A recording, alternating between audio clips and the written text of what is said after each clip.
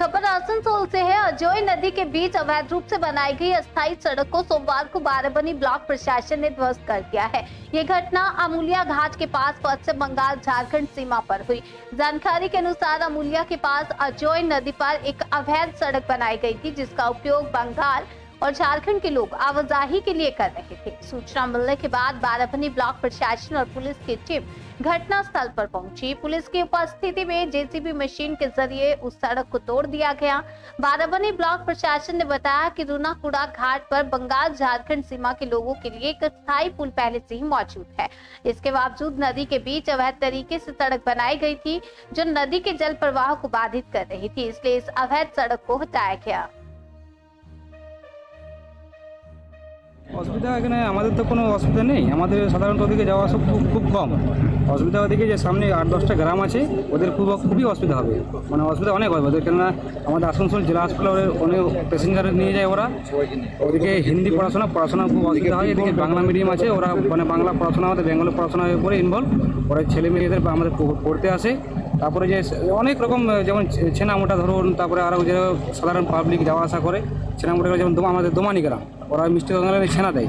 তো এইসব লোকগুলোনের সাধারণ লোকগুলোনের খুবই অসুবিধা হবে। আর মেন ব্যাপার অসুবিধা সব থেকে ওই যে রুগী নিয়ে যাওয়া প্যাসেঞ্জার অসুবিধা, ওগুলো মানে ডেলিভারি পেশেন্ট ধরুন অনেক সময় ওদের সিউড়ি হসপিটাল, সামনে কোথাও হসপিটাল ওদের নেই, তো আমাদের জেলা হসপিটাল আসানসোল অনেক সময় ওরা নিয়ে যায়, আমরা দেখেছি।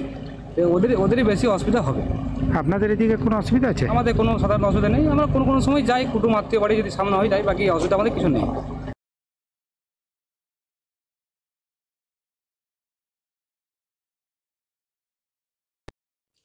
ঘাটগুলো তো এখানে শুধু না, জামুড়িয়া, পাণ্ডবেশ্বর, অনেকগুলোই দেখবেন ঘাট আছে যারা ঝাড়খণ্ডের মানুষ যাতায়াত করে।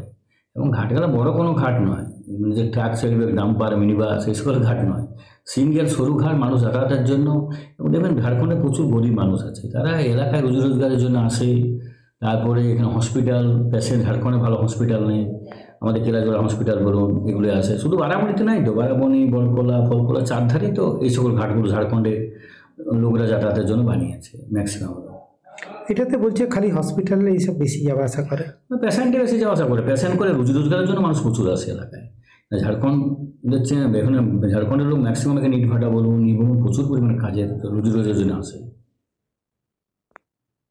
দেখুন, নদীর ওপরে এরকমভাবে তো রাস্তা করা যায় না। নদীর ওপরে ব্রিজ আছে, ব্রিজ ব্যবহার করে চলাচল করতে হবে। নদীর ওপর যদি এরকম ব্লকেজ কেউ তৈরি করে, সেটা বেআইনি এবং তাতে ইকোলজিক্যাল ইম্প্যাক্ট এবং নদীর পাড়েরও ক্ষতি হয়।